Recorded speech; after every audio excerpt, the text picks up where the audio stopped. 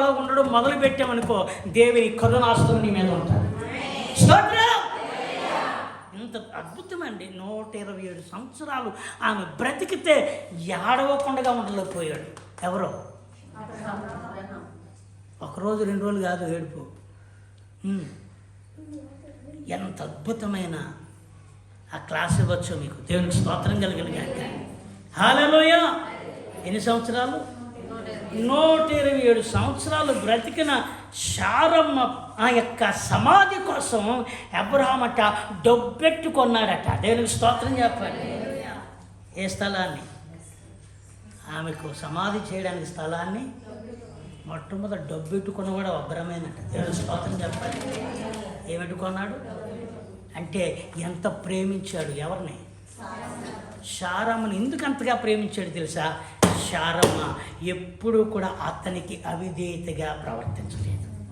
ఎప్పుడు వారు మాట చెప్పండి భార్యాభర్తల అన్యోన్య బంధానికి ఒక మాదిరికరమైన నిదర్శనం. దేవుని స్తోత్రం చెప్పండి. హల్లెలూయా, హల్లెలూయా. అలాంటి శారమ్మ చనిపోయిన తర్వాత వాళ్ళు కూడా విశ్వాసముతోనే మరణించిందట. ఇప్పుడు అబ్రహాముకి ఒక ధైర్యం ఏంటో తెలుసా? శారమ్మ వెళ్ళింది, నేను కూడా మరలా నా భార్యను అక్కడ నేను చూస్తాను. స్తోత్రం చెప్పండి.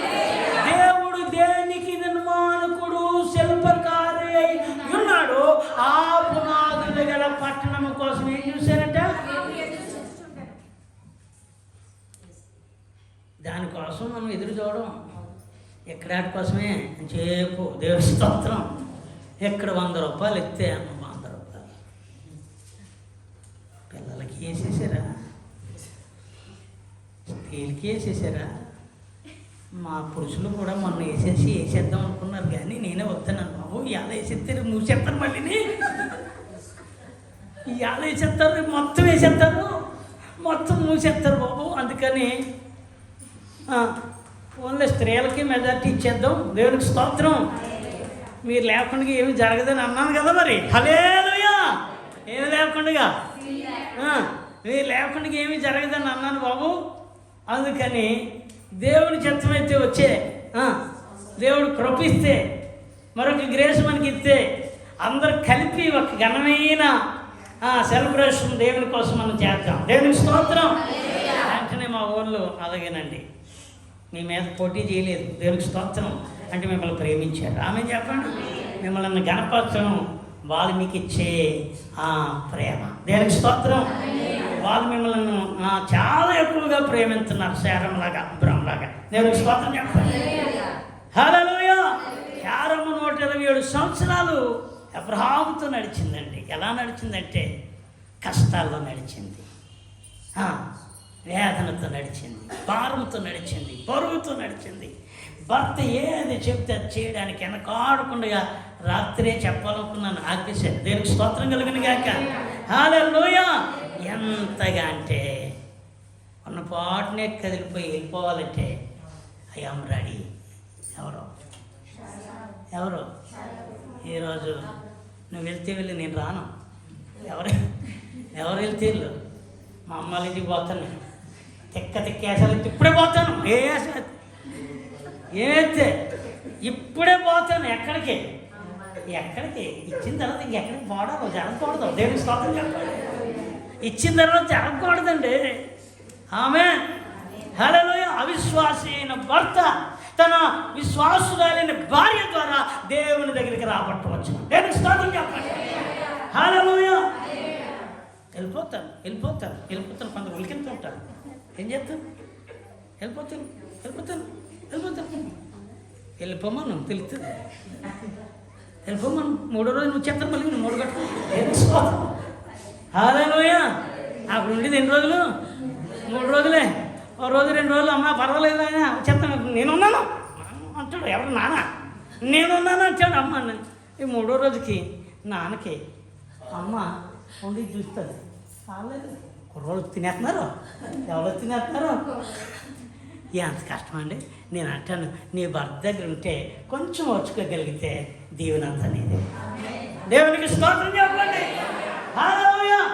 కలహాలు ఎంతసేపు ఉంటాయండి? కోపాలు ఎంతసేపు ఉంటాయండి? ఎంతసేపు అండి? ఓ కొట్టెత్తాడేటి, సాకిరో బాడికి ఎట్టినట్టు ఉతికెత్తాడేటి. అవసరమైతే నువ్వు కొట్టు, పర్లేదు, దేవుని స్తోత్రం. ఇబ్బంది ఏమి కాదు. ఎందుకు? ఆ దేహంలో నుంచే వచ్చాం కాబట్టి నీకుండే పౌరుషం నాకు ఉంది, నీకుండే రోషం నాకు ఉంది. నీ దాంట్లోంచి నేను సగం వచ్చాను.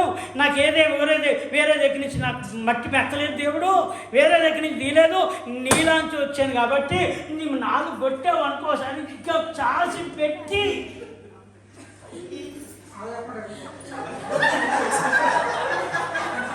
ఇప్పుడు సామెలు సర్దుకుంటున్నాడు.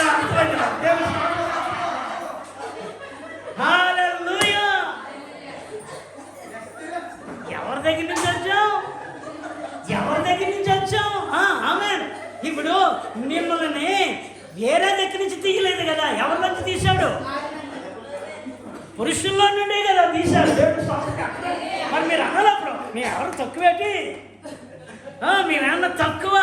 ఎవరి నుంచి తీయబడ్డాం చెప్పరేమండి? పురుషుల నుండి తీయబడ్డాం. అనగా మేము వేరే దగ్గర నుంచి రాలేదు. నీ సగము, నీ భాగము, నీ పక్కలో నుండి వచ్చాను. మరి నీకున్నది నాకు ఉండదు. ఈ మాట మొదలెట్టారా సర్దుకుంటాం. కూడా చేసేవలే దిగింది. తర్వాత వెళ్ళిన తర్వాత వీళ్ళకి మాడిపోతుంది కదా. 2 రోజులు అంటుతుంది అమ్మపోతాడికి. ఎన్ని రోజులు? ఇప్పుడు వరకు కబుర్లు చెప్పిన మా నోరు, ఇప్పుడు దాకా లేచిన మా చెయ్య, ఇప్పుడు దాకా లేచిన ఇవన్నీ కూడా అంట్లో అంతుంటాయి మనతో నాకు అన్నట్టు.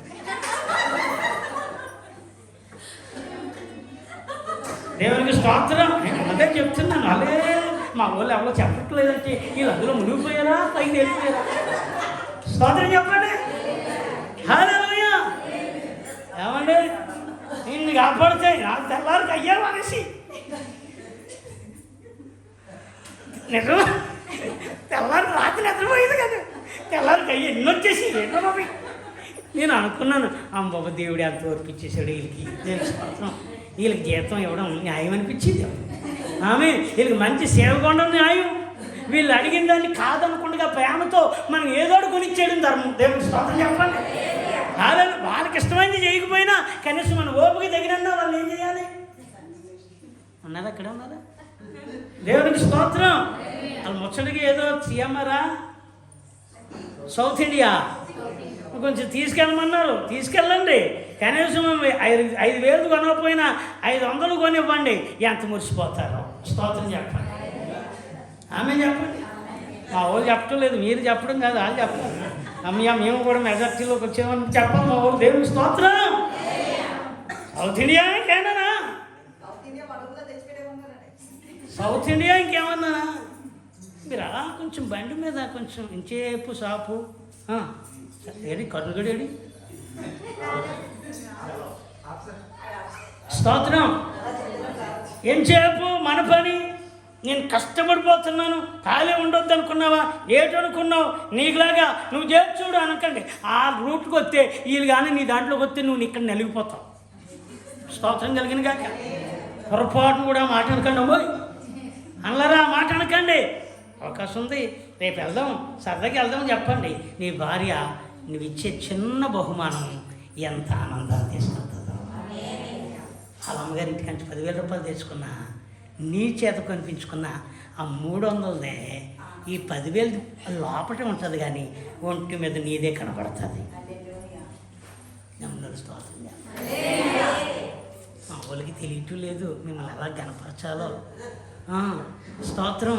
సీరియస్ అవ్వడం తెలిసిపోతుంది, కానీ జారమ్మ 127 ఏండ్లు అబ్రహాంతో నడిచిన నడతంతా అబ్రహాం మర్చిపోలేక ఎక్కి ఏడ్చాడండి. దేనికి స్తోత్రం. ఆమేన్. 127 దాంపత్య జీవితంలో పండు వృద్ధాప్యం వచ్చేసినా సరే వాళ్ళు ఎడపాటు